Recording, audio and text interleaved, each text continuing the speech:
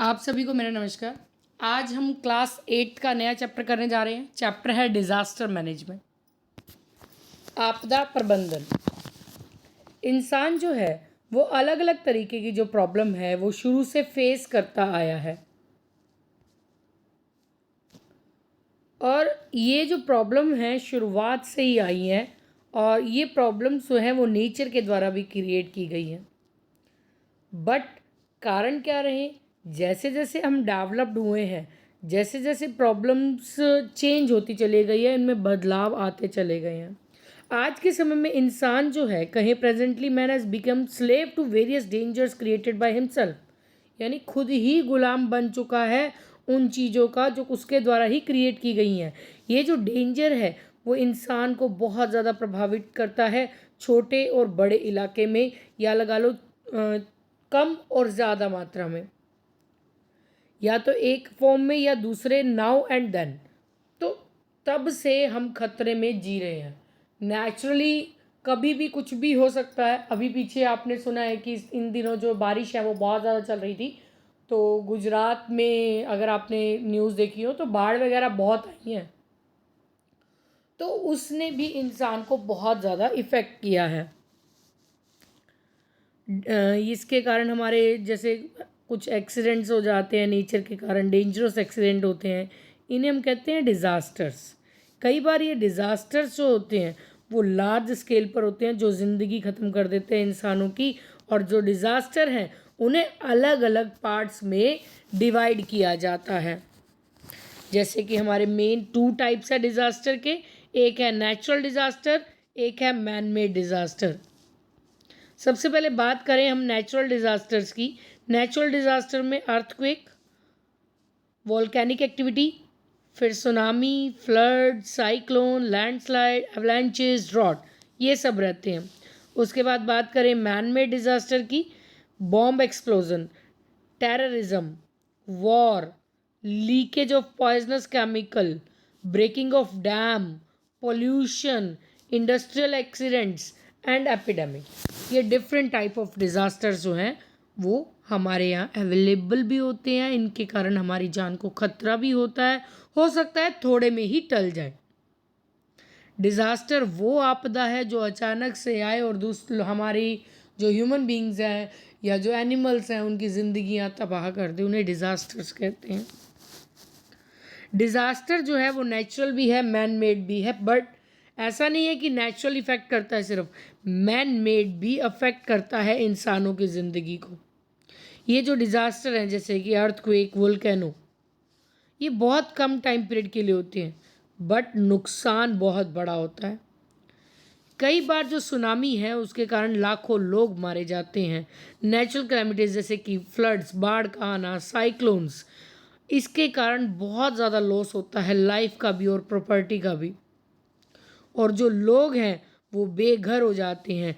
जैसे कि एक भोपाल में गैस लीक ट्रेजेडी हुई थी, आज तक लोग नहीं भूल पाए उसे, जो बॉम्ब एक्सप्लोजन हुआ था यूएसए में। तो उस बॉम्ब एक्सप्लोजन ने भी इतनी बड़ी कंट्री को चिंता में डाल दिया था।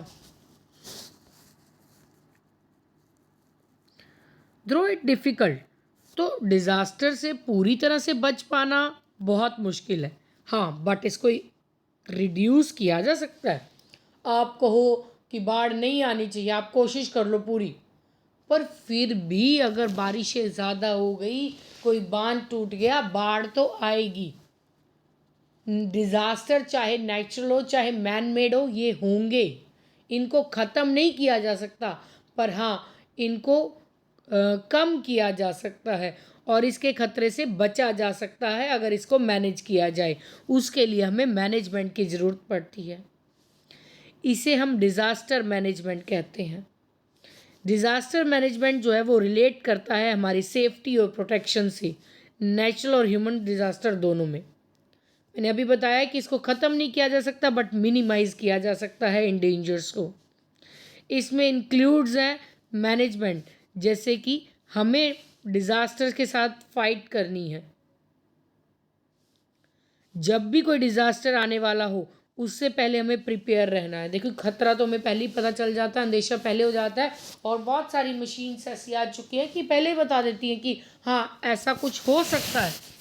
तो उस केस में हमें प्रिपेयर रहना है अपनी सेफ्टी के लिए, प्रोटेक्शन के लिए, और सोसाइटी को इन डिज़ास्टर से बचाया जा सकता है। अगर मान लो डिज़ास्टर आ गया बट फिर भी लोगों की जान खतरे में है, उस टाइम उन सोसाइटी के लोगों को बचाया जा सकता है। डिज़ास्टर मैनेजमेंट जो है वो प्लान है जो ऑलरेडी प्रिपेयर किया जा चुका है और उसको इस्तेमाल किया जाता है जब ऐसा कोई डिज़ास्टर आने वाला हो। पर्सनल लेवल पर बात करें या ग्रुप लेवल पे, कम्युनिटी लेवल पे, नॉन गवर्नमेंट, गवर्नमेंट लेवल, सभी कुछ ना कुछ प्रॉब्लम का सॉल्यूशन देते हैं, कुछ ना कुछ कंट्रीब्यूट करते हैं। इन दिनों जो डिज़ास्टर मैनेजमेंट है वो स्टार्ट होता है सिखाना स्कूल से ही। बच्चों को सिखाना शुरू करते हैं ना कि अगर मान लो अर्थक्वेक आने वाला है तो आपने क्या करना है, टेबल के नीचे जाकर बैठ जाना है, कॉर्नर में खड़े हो जाना है, या अगर हो सके तो घर से बाहर निकलने की कोशिश करनी है। तो ये चीज़ हम स्कूल से ही बच्चों को अब सिखाने लग जाते हैं ताकि बच्चे जो हैं वो अपनी प्रॉब्लम्स के साथ फाइट करने को रेडी रहें। इस एस्टीमेट के अकॉर्डिंग 30 लाख लोग जो हैं वो अपनी ज़िंदगियां खो चुके हैं नेचुरल या फिर ह्यूमन डिज़ास्टर में पिछले 20 सालों में। इसी कारण इसकी इम्पोर्टेंस जो है वो लगातार बढ़ी है। यहाँ ज़रूरी है इसकी नॉलेज होना। अगर हम इसकी स्टडी करेंगे तभी हम इसके कारण को जान पाएंगे और इससे अपनी प्रोटेक्शन कर पाएंगे। सबसे पहले फर्स्ट हम पढ़ते हैं नेचुरल डिज़ास्टर, अर्थक्वेक।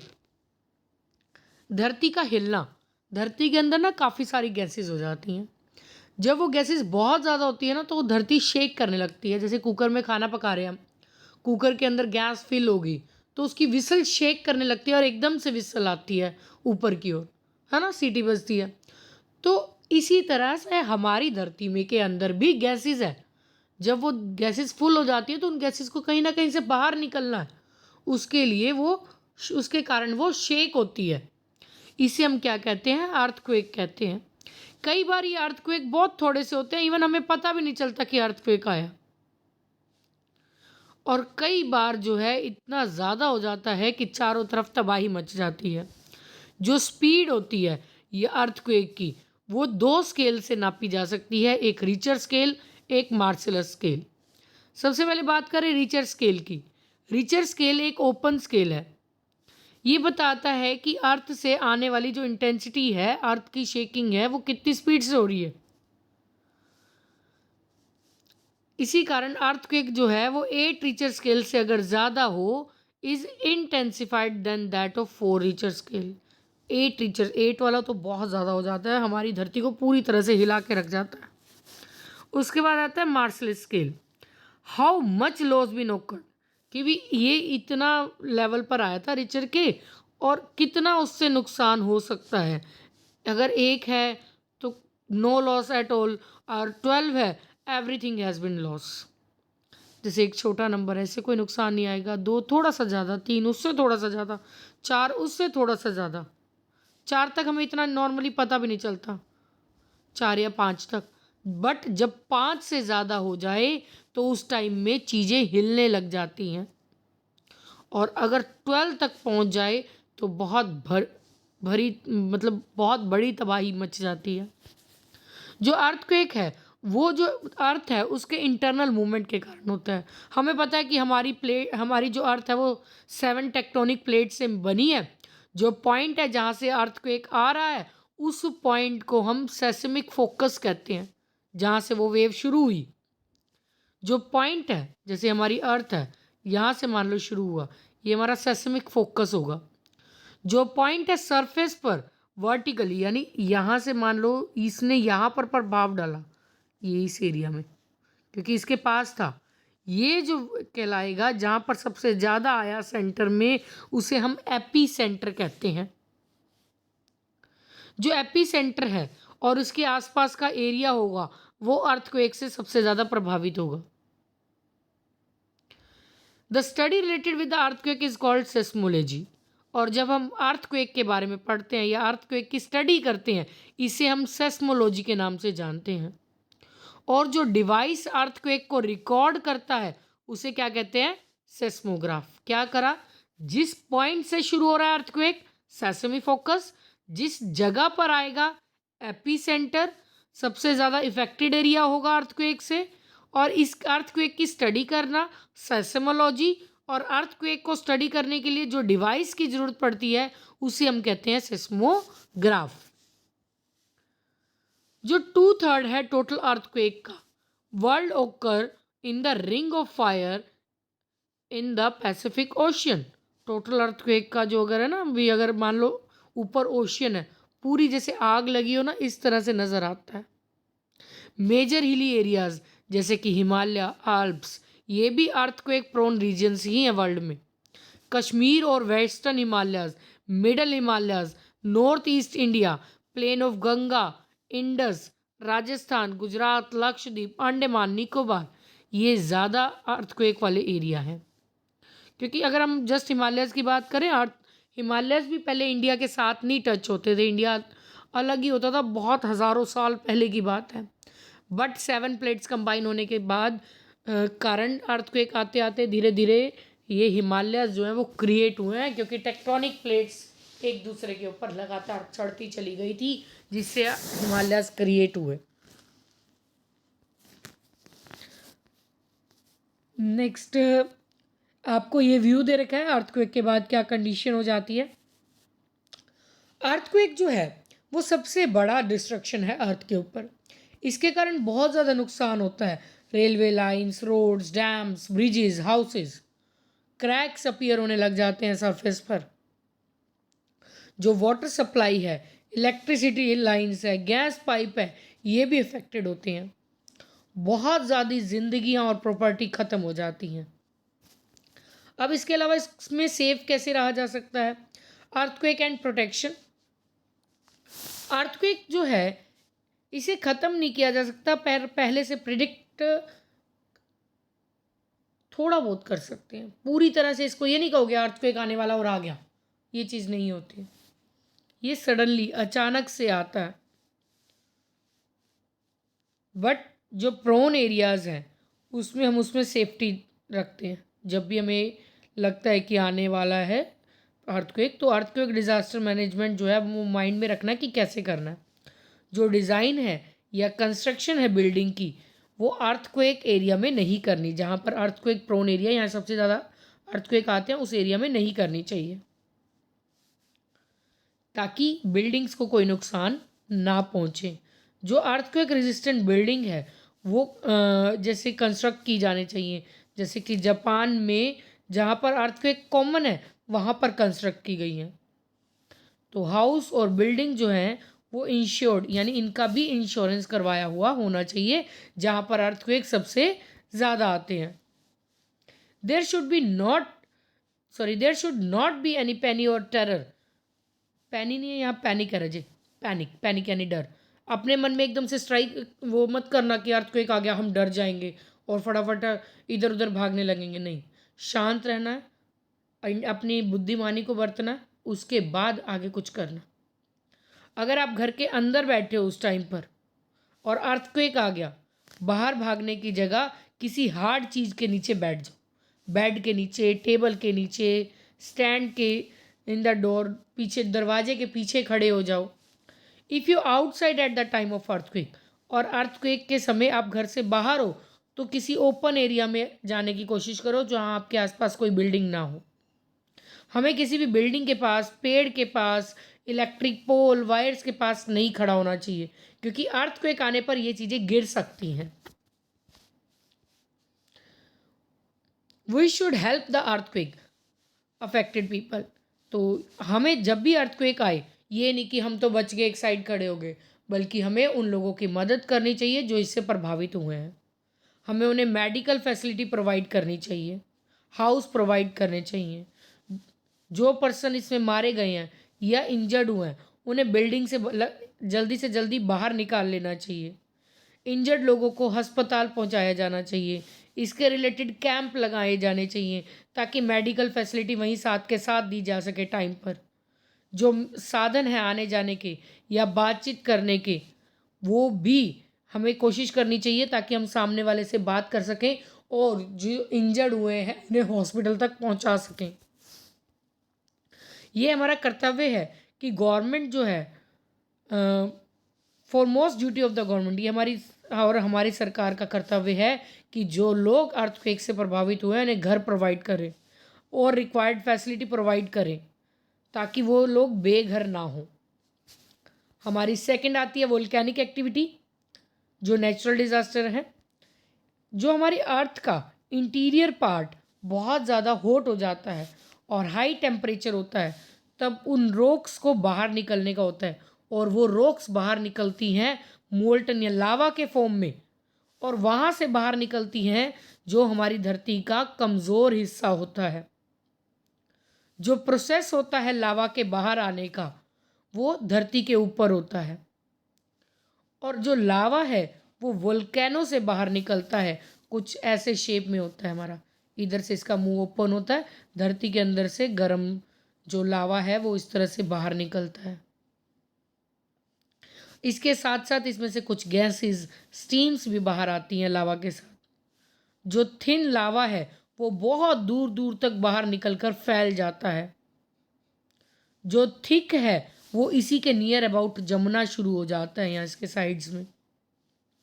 कुछ वोल्केनोज जो हैं वो अफेक्ट करते हैं 100 ऑफ माइल्स तक, बहुत तबाही होती है, लोगों की ज़िंदगियाँ ख़त्म होती हैं। वोल्केनो मेनली 3 तरह के होते हैं, एक होता है एक्टिव, दूसरा डोर्मेंट, तीसरा एक्सटिंक्ट। सबसे पहले बात करें जो एक्टिव वोल्केनो है वो कभी भी उससे लावा बाहर आ सकता है, रेगुलरली इसमें ऐसा चलता रहता है। जो डोरमेंट है उससे अलावा बाहर आ सकता है बट काफ़ी लंबे समय से ना आया हो, है ना, भी ठीक चल रहा है, कोई अंदर वहाँ पर गैसेस इकट्ठी नहीं हुई हैं, हॉट एरिया नहीं हुआ, उसको बाहर नहीं आने की जगह चाहिए, तो वो शांत है, उसे कहते हैं डोरमेंट। डोरमेंट वोल्केनो जो है वो एक्टिव थे पास्ट में पर अब नहीं है। Extinct volcanoes such as marks और sign volcano features are there but no record of their being active. ये वो हैं जो अब चल रहे हैं, ये पास्ट में चल रहे थे, ये ख़त्म हो चुके हैं, मतलब इसके कोई निशान है आज भी इतिहास में कि यहाँ कभी लावा निकला करता था। But any type of volcano में इरप्ट, पर किसी भी टाइम किसी भी वोल्केनो से लावा निकल सकता है। Most of volcano are found in ring of fire in Pacific Ocean. ज़्यादातर वोल्केनो यहाँ पर पाए जाते हैं, और कुछ वोल्केनो डिस्ट्रक्टिव इन नेचर, ख़त्म हो कर देते हैं सब कुछ। कई बार तो लार्ज स्केल पर लोगों की ज़िंदगी, प्रॉपर्टी 750 स्क्वायर किलोमीटर तक ख़त्म हो जाती है। ये हुई थी, ऐसा हुआ एक बार 1943 मैक्सिमो में हुआ था, वोल्केनो से काफ़ी तबाही मची थी, लगभग 750 किलोमीटर तक जो है लावा फैल गया था और तबाही मच गई थी। अब इससे प्रोटेक्शन कैसे करनी चाहिए?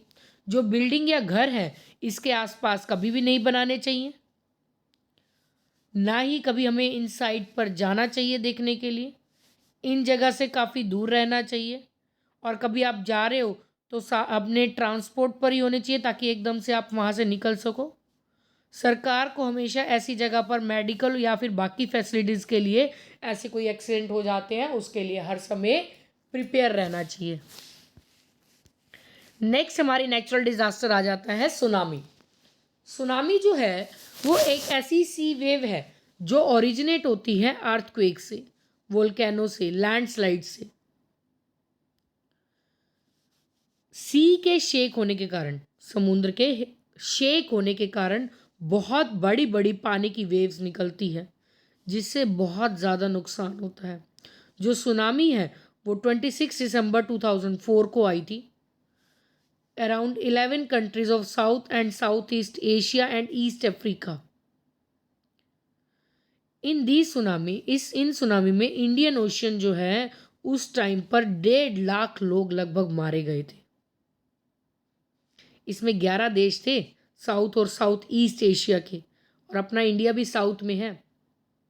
और जब सुनामी आई तब 1.5 लाख लोग मारे गए और काफ़ी सारे लोग बेघर हो गए थे, प्रॉपर्टी का भी बहुत ज़्यादा नुकसान हुआ था।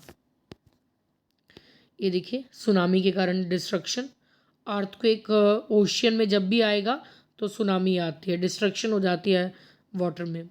सुनामी को लेकर क्या प्रोटेक्शन करनी चाहिए? जब हमें ऐसी कोई जानकारी मिले तो हमें सी की तरफ नहीं जाना चाहिए। जो शिप और बोट हैं सी से वापस ले आनी चाहिए। फिशरमैन को सी में जाना अवॉइड करना चाहिए, पूरी तरह से रोक देना चाहिए। जो लोग इसके आसपास रहते हैं वहाँ से कहीं दूर चले जाएं। और अगर सुनामी उस साइड फास्टली आती है सी कोस्ट पे, तब कोस्टल एरिया के लोगों को सेफ़र प्लेसेस पर मूव कर देना चाहिए और गवर्नमेंट को इसके लिए पहले से अरेंजमेंट करनी चाहिए। नेक्स्ट चलते हैं फ्लड, बाढ़ का आना। ज़्यादा बारिश के आने के कारण जो रिवर का वाटर फ्लो है वो काफ़ी ज़्यादा बढ़ जाता है और जो नदी के किनारे हैं उनको भी क्रॉस कर जाता है। सरप्लस वाटर जब आता है वो आसपास के एरिया को प्रभावित करता है। इन्हीं कंडीशन को हम फ्लड, बाढ़ कहते हैं। कई बार ये बाढ़ जो है वो बहुत बड़े लेवल पर आती है, जिसके कारण ज़िंदगी और प्रॉपर्टी का बहुत नुकसान होता है। मेन कारण जो है बाढ़ के आने का वो है ज़्यादा बारिश होना, साइक्लोन्स का आना, बादलों का फटना और पानी निकलने का ज़रिया जो है, सिस्टम जो है वो सही ना होना।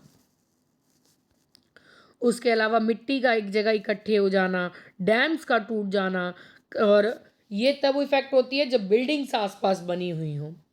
जो कंट्रीज़ हैं साउथ एशिया की वो बहुत ज़्यादा प्रभावित होती हैं बाढ़ से, जैसे कि चाइना, बांग्लादेश, इंडिया।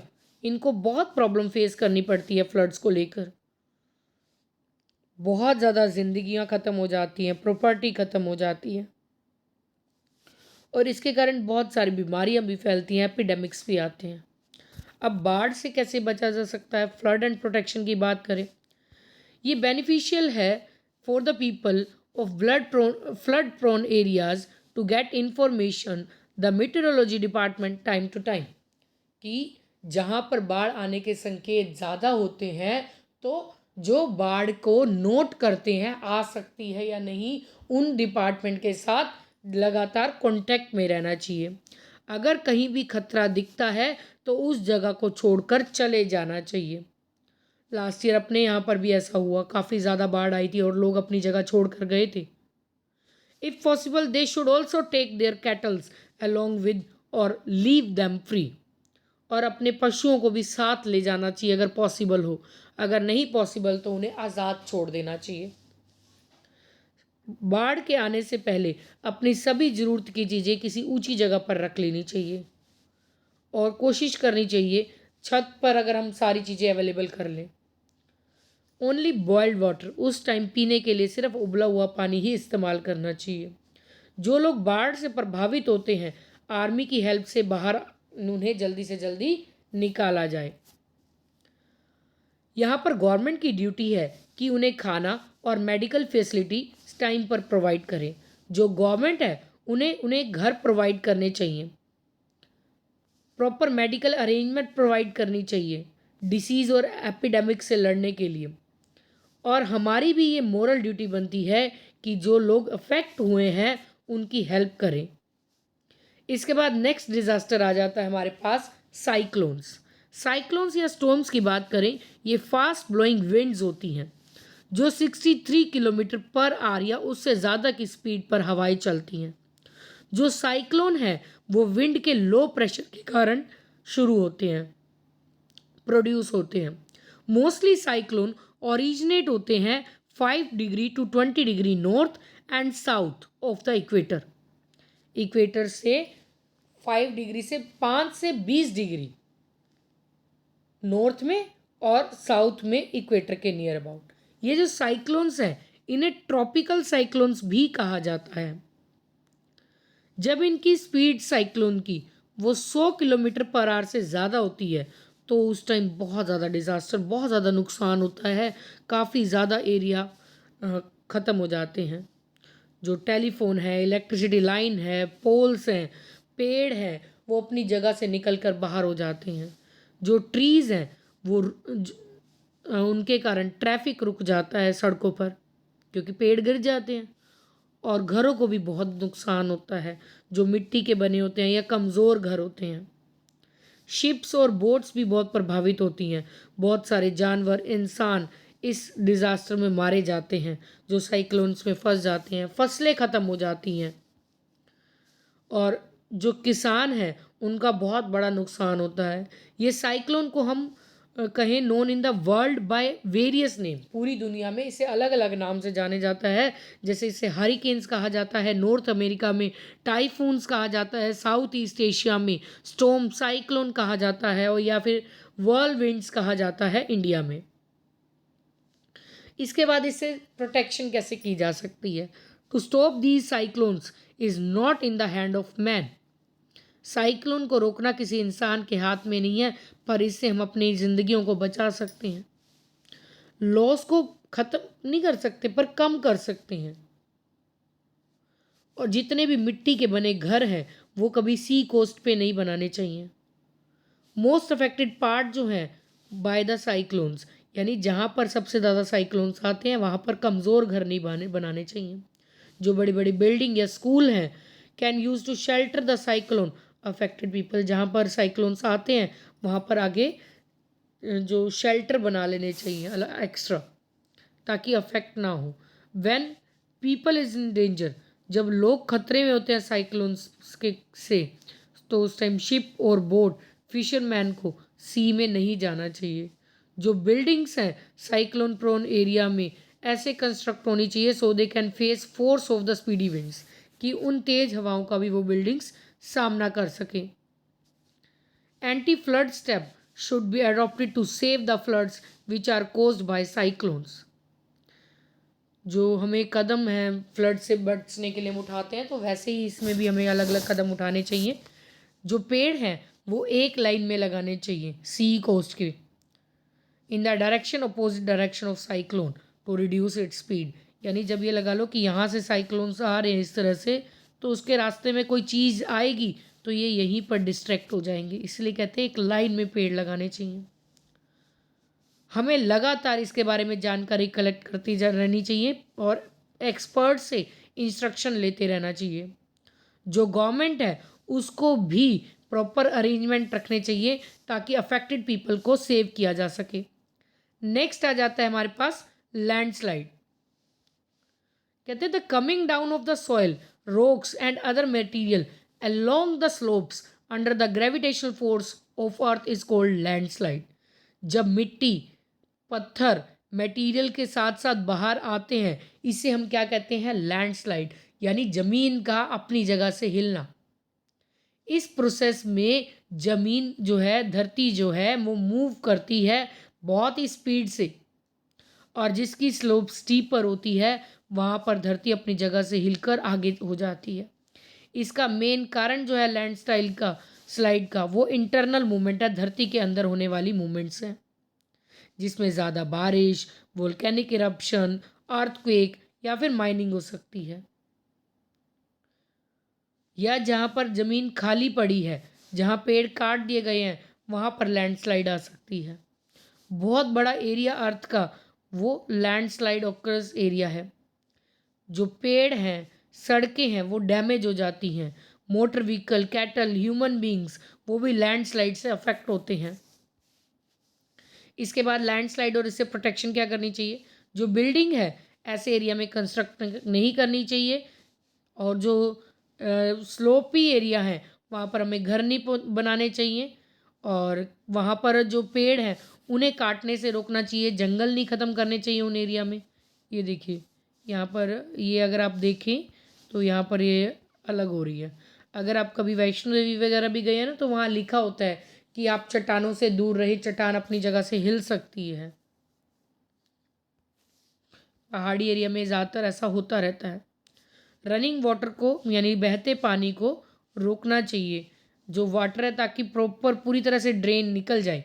पाइपों का सही साधन सिस्टम होना चाहिए ताकि पानी कहीं भी मिट्टी में जमा ना हो, उससे मिट्टी नरम हो जाएगी और अपनी जगह से मूव होगी। जो वाटर पाइप है, इलेक्ट्रिसिटी, टेलीफोन लाइन है, वो फ्लेक्सिबल होने चाहिए और अंडरग्राउंड में फिट होने चाहिए ताकि ये सब डैमेज ना हो। ज़्यादा से ज़्यादा पेड़ एक लाइन में लगाने चाहिए ताकि जो स्लाइड की स्पीड है उसे कम किया जा सके। पहाड़ियों के साथ जो है सड़कें उनके साथ अगर हमें वॉल्स क्रिएट कर देनी चाहिए ताकि लॉस को कम से कम किया जा सके। इसके बाद आ जाते हैं एवलांचेस।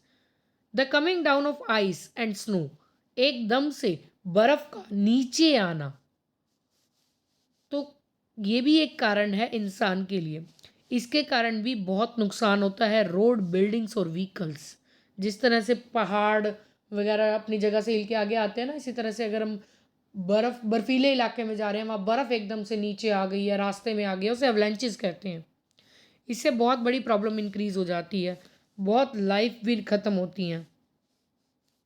जब फ्रेश स्नोफॉल होती है, then it may slide over the ice and comes down, some time half melted glaciers break and slide down. यानी जिस टाइम स्नोफॉल चल रही है ना, उस टाइम हो सकता है कि जो ग्लेशियर, जो बर्फ़ का पहाड़ है, वो थोड़ा सा मेल्ट हो और नीचे की तरफ खिसक आए। ये एवलांचेस कहलाते हैं। अब इसे प्रोटेक्शन कैसे की जा सकती है? जो इन एरियाज़ में रहते हैं उन्हें एवलांचेस के बारे में पूरी नॉलेज होनी चाहिए। उन्हें नॉलेज होनी चाहिए कि अपने आप को कैसे बचाया जा सकता है। ज़्यादा से ज़्यादा फॉरेस्ट होने चाहिए इन एरियाज़ में। ये जो पेड़ हैं या और जो वेजिटेशन है, वो इस एवलांचेस की स्पीड को रोकते हैं। हमें यहाँ पर रास्ते में कुछ ऐसी डायरेक्शन चेंज कर देनी चाहिए ताकि एवलांचेस की स्पीड को कम किया जा सके। जो लॉस है एवलांचेस से ख़त्म नहीं किया जा सकता, पर इसे कम किया जा सकता है। अगर एवलांचेस जो है वो ट्रैफिक का फ्लो रोकते हैं, तो रोड जो है वो रोड के ऊपर से जो बुलडोज़र की हेल्प से या माइनर ब्लास्ट की हेल्प से वहाँ से बर्फ़ हटाई जानी चाहिए। यहाँ पर गवर्नमेंट की ड्यूटी बनती है कि उन्हें शेल्टर प्रोवाइड करें जो एवलांचेस में फंस गए हैं। इसके बाद ड्रॉट यानी सूखा पड़ना, पानी की कमी के कारण जो फसलें ख़त्म हो जाती हैं या पशु या इंसान प्रभावित होते हैं, उसे ड्रॉट कहते हैं। जहाँ पर नदियाँ कम है, पानी कम है, अंडरग्राउंड वाटर कम है, तो ये पार्ट जो है सिर्फ बारिश पे ही डिपेंड करता है। अगर यहाँ बारिश नहीं आएगी तो इन एरियाज़ में ड्रॉट की, सूखे की प्रॉब्लम आती है। जो फसलें हैं वो नहीं हो पाती, ना ही नमी होती है मिट्टी में। जो पशु है वो भूख के कारण, प्यास के कारण मरने लगते हैं। जो किसान है वो सुसाइड कर लेते हैं। इस तरह की प्रॉब्लम जब भी फेस करते हैं। ये आपको एक व्यू दिया हुआ है अर्थ ड्रॉट के टाइम कैसी होती है। ड्रॉट से प्रोटेक्शन कैसे की जा सकती है? सिर्फ पानी ही ड्रॉट से बचा सकता है। अगर हम हमेशा कुछ पानी को बहुत सावधानी से इस्तेमाल करेंगे तो पानी की शॉर्टेज कभी भी नहीं होगी। तो हमें पानी को कभी वेस्ट नहीं करना चाहिए। ज़्यादा से ज़्यादा पेड़ लगाने चाहिए ताकि पेड़ अपनी जड़ों में नमी को बनाए रखें, और पेड़ जो है वो बारिश लाने में भी मदद करते हैं। जो ड्रॉट प्रोन एरियाज़ हैं वहाँ पर ऐसी फसलें लगाई जानी चाहिए जिसे कम पानी की ज़रूरत पड़ती है, जैसे कि मेज़, मिलेट, पल्सेस।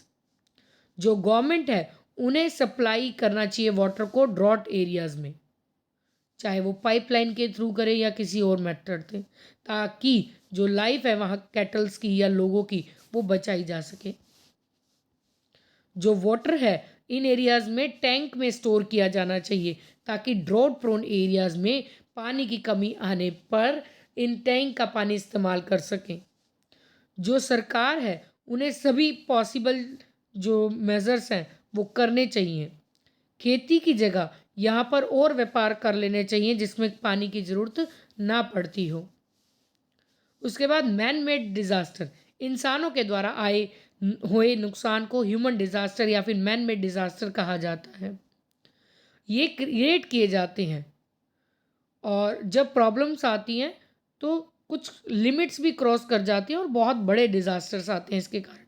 जैसे कि सबसे पहले बॉम्ब एक्सप्लोजन या टेरर अटैक। जो बॉम्ब है वो कंट्री ने अपने आप को प्रोटेक्ट करने के लिए बनाए हैं, बट कुछ लोग इस बॉम्ब का इस्तेमाल देश में बर्बादी लाने के लिए करते हैं। बहुत सारे टेररिस्ट ग्रुप बनाकर ऐसी एक्टिविटीज़ करते हैं जिससे देश की शांति भंग हो जाए। इसमें बहुत सारे निर्दोष लोग मारे जाते हैं और बहुत बुरी तरह से प्रभावित होते हैं। जो बॉम्ब एक्सप्लोजन है उसके कारण बहुत ज़्यादा डेवलपमेंट प्रभावित होती है कंट्री में। Large number of people killed, बहुत सारे लोग मारे जाते हैं, प्रॉपर्टी का नुकसान होता है, डेंजरस टेररिस्ट अटैक जो न्यूयॉर्क में हुआ था और पेंटागन सिटी में हुआ था यूएसए में सितंबर 11 2001 में। इससे प्रोटेक्शन के लिए गवर्नमेंट जो है उसे अप्रोप्रिएट स्टेप्स उठाने चाहिए, चाहे वो नेशनल लेवल पे हो चाहे इंटरनेशनल लेवल पे। सभी प्रॉब्लम्स को सॉल्व करना चाहिए ताकि ऐसा ना हो। उसके अलावा अनक्लेम्ड सब्सटेंस जो है should not be touched, it may be a bomb, the police should be informed immediately. यानी ऐसी कोई वस्तु जो या ऐसा कोई बैग आपको रास्ते में पड़ा मिलता है तो आपको उसको हाथ नहीं लगाना चाहिए, उस समय आपको पुलिस को इन्फॉर्म करना चाहिए। जब बॉम्ब एक्सप्लोजन होता है या टेरर अटैक होते हैं उस टाइम पर हमें डरना नहीं चाहिए, पैनिक क्रिएट नहीं करना, इसे हम हैंडल कर सकते हैं। इस सिचुएशन को अपनी इंटेलिजेंस से हैंडल किया जा सकता है, किसी ना किसी तरीके से बाहर वालों को बताया जा सकता है या पुलिस को बताया जा सकता है जिससे मदद की जा सके। जो पुलिस है या इंटेलिजेंस डिपार्टमेंट है उसे ऐसी तरह की एक्टिविटी से पूरा मतलब जागरूक रहना चाहिए, सुपरविज़न ज़्यादा रखनी चाहिए, विजिलेंस ज़्यादा रखनी चाहिए क्राउड प्लेसेस पे। लोग जो कहते हैं found guilty should be punished, यानी जो लोग दोषी पाए जाते हैं उन्हें सज़ा दी जानी चाहिए। और जो लोग इमीडिएटली कहते हैं इमीडिएटली भी टेकन टू हॉस्पिटल, जो घायल हुए हैं बॉम्ब एक्सप्लोजन या टेरर अटैक से, उन्हें एकदम से हॉस्पिटल ले जाया जाना चाहिए। और जो कानून पास हुआ है उसे प्रॉपर मेंटेन करना चाहिए किसी भी कीमत पर। Breaking of water dams and safety measures, this is well known to us. ये हमारे लिए अच्छे से पता है कि जो अगर पानी की क्वांटिटी जो है डैम्स में इकट्ठी की जाती है, पानी वहाँ से बहना शुरू करता है, फ्लोइंग लाइक अ फ्लड, जैसे बाढ़ आती है ना, डैम टूटता है, उसी उसी तरह से जो पानी है वो सारी तरह का फैल जाता है और जो सिचुएशन है वो बहुत बुरी हो जाती है। जो इंसान है उसकी ज़िंदगी प्रभावित होती है, ख़तरे में पड़ जाते हैं सभी लोग। जो अरेंजमेंट है वो यहाँ इस सिचुएशन में पहले से होनी चाहिए, सेफ्टी और सिक्योरिटी बनाए रखनी चाहिए। और प्रॉपर्टी जो है उसका भी नुकसान पहुँचता है। गवर्नमेंट को चाहिए कि डैम्स को टाइम टू टाइम रिपेयर किया जाए और पानी उसके लेवल तक ही पहुँचाया जाना चाहिए। Next, leakage of poisonous and substance of other industrial incidents. यहाँ पर अगर बड़ी बड़ी मशीन, केमिकल सब्सटेंस या इनफ्लेमेबल पॉइजनस गैसेज जो है इंडस्ट्री से निकलती हैं और इसके कारण जब कोई इंसिडेंट होता है तो बहुत ज़्यादा नुकसान होता है। बहुत मुश्किल होता है इस इंसिडेंट को समझना। भोपाल गैस ट्रेजेडी जो हुई थी वो लोगों के दिमाग में आज भी है। इंडस्ट्री में एक गैस लीक हुई थी जिसके कारण हज़ारों लोग मारे गए थे, काफ़ी बच्चे मारे गए थे और काफ़ी बच्चे ऐसे भी थे जो जन्म से ही हैंडीकैप पैदा हुए और कई जगह सिलेंडर भी फट गए थे क्योंकि इन फैक्ट्री से जो गैसेस निकल रही थी उसके कारण बहुत एक्सीडेंट हुए। तो इस तरह की प्रॉब्लम्स को अवॉइड करना चाहिए। हर इंडस्ट्रीज़ में प्रॉपर अरेंजमेंट होनी चाहिए। फायर एक्सटिंग्विशर यानी आग बुझाने वाले जो सिलेंडर हैं वो हमेशा रेडी रहने चाहिए। अगर कोई एक्सीडेंट होता है तो फास्ट अरेंजमेंट किए जाने चाहिए। ऐसी सिचुएशन में पैनिक नहीं होना, डर के हड़बड़ाना नहीं है, बल्कि जो सेफ्टी आपको सिखाई गई है उसको शांतिमय तरीके से अपनाना है। जो अफेक्टेड पीपल हैं उनको मेडिकल फैसिलिटी देनी है। जो एम्प्लॉयज़ थे उस फैक्ट्री में उन्हें इंश्योरेंस करवा के रखो ताकि अगर कोई ऐसा हो जाता है उनके परिवार को सुरक्षा मिल सके। और गवर्नमेंट को भी ऐसे लोगों को हेल्प करनी चाहिए। नेक्स्ट आ जाता है एपिडेमिक एंड प्रोटेक्टिव मेजर्स। जब कोई डिसीज़ बीमारी फैलती है और बहुत ज़्यादा लोगों को अफेक्ट करती है उसे एपिडेमिक कहते हैं। जैसे कि कोलेरा, डेंगू, येलो फीवर या डायरिया, या जैसे अभी कोरोना आया था, ये बहुत बड़ा एपिडेमिक था, बहुत डिज़ास्टर हुआ था, आप सबने देखा है। जो रीज़न है इन डिसीज़ के वो काफ़ी हो सकते हैं। इफ़ नॉट ट्रीटेड, अगर लोगों का इलाज सही समय पर ना किया जाए तब ये डिसीज़ बहुत बड़े बन सकते हैं। और ये जो डिसीज़ होते हैं वो मॉस्किटो या फिर इंसेक्ट के कारण होते हैं, एयर वाटर पोल्यूशन के कारण होते हैं। डिसीज़ जैसे कि एड्स, ये स्टार्ट हुआ था मंकी से, अफ्रीका के, बट अब दुनिया के लाखों लोगों को प्रभावित करता है। नेक्स्ट पढ़ते हैं प्रोटेक्शन। अगर हम अपने आप को इन एपिडेमिक से बचाना चाहते हैं तो उस टाइम पर हमें आपको सेव करना पड़ेगा इन डिसीज़ से। प्योर एयर, वाटर और क्लीन रखना पड़ेगा अपने आसपास को। इवन जो डिसीज़ फैल रहे हैं उसके लिए मेडिकल फैसिलिटी आसपास अवेलेबल होनी चाहिए। एपिडेमिक के केस में डॉक्टर की टीम्स, हॉस्पिटल, इनको पूरे अच्छे से काम करना चाहिए। जो डेवलपमेंट है स्लम एरियाज़ में, सिटीज़ में, शुड बी स्टॉप्ड, यानी झुग्गी झोपड़ियाँ बनाने से रोकना चाहिए। उन्हें सरकार को घर प्रोवाइड करना चाहिए। जो झुग्गी झोपड़ियों में रहते हैं तो सरकार को चाहिए झुग्गी झोपड़ी में लोगों को घर प्रोवाइड करें, ताकि उन्हें भी ऐसे गंदी जगह पर ना रहना पड़े। और लगातार हमें गाँव में चेकअप कैंप लगाने चाहिए, शहरों में, स्कूलों में, ताकि हम इन डिज़ास्टर से बच सकें। Disaster management and authorities and institution in India, बहुत सारी डिज़ास्टर मैनेजमेंट अथॉरिटी हैं, जैसे कि central disaster management authority new Delhi and national disaster centre for disaster management new Delhi, information centre of earthquake engineering IIT Kanpur UP, disaster management institute Bhopal, disaster mitigation institute Ahmedabad, environment protection training and research institute Hyderabad, joint assistance centre Gurgaon, national civil defence college Nagpur, Indira Gandhi national open university new Delhi, ये जो है बहुत ज़्यादा disaster management को cover करते हैं। और next CBSE जो प्लान करता है, डिज़ास्टर मैनेजमेंट की ट्रेनिंग देता है स्टूडेंट्स को, और स्टूडेंट्स को इनसे फाइट करने के लिए भी हेल्प करता है। तो ये चैप्टर हमारा यहीं ख़त्म हो रहा है। पॉइंट्स टू रिमेंबर में देखिए, हम ये सब पढ़ के आए हैं। अभी डिज़ास्टर मैनेजमेंट पढ़ा हमने, नेचुरल और मैन मेड डिज़ास्टर्स पढ़े इन डिटेल, और उसके बाद ये कुछ सेंटर थे जो डिज़ास्टर मैनेजमेंट करने में हेल्प करते हैं। इसके बाद बच्चे आप सबकी एक्सरसाइज है, होप सो ये चैप्टर सुनने के बाद आपकी एक्सरसाइज आप कर लेंगे। अगर आपसे कहीं पर कोई प्रॉब्लम आती है या नहीं हो पाती, तो उसके लिए आप डाउट सेक्शन पे जाकर कमेंट जितने भी आपके डाउट्स हैं कमेंट सेक्शन में जाकर अपने कमेंट्स में पूछ सकते हैं। जितने भी डाउट्स हैं आपके डाउट्स 100% सॉल्व किए जाएंगे। और इसी तरह से आपको कंप्लीट 8th की एसएसटी जो है वो करवाई जाएगी, और उसके बाद आपके एमसीक्यूज़ भी कवर करेंगे हम, और जो बोर्ड के हमारे एग्ज़ाम्स रहते हैं पंजाब बोर्ड के, उनके भी इम्पॉर्टेंट क्वेश्चंस को कवर करेंगे। और हमारे हौसले को इसी तरह से बढ़ाने के लिए प्लीज़ लाइक, शेयर और सब्सक्राइब ज़रूर करते रहिए। Thank you.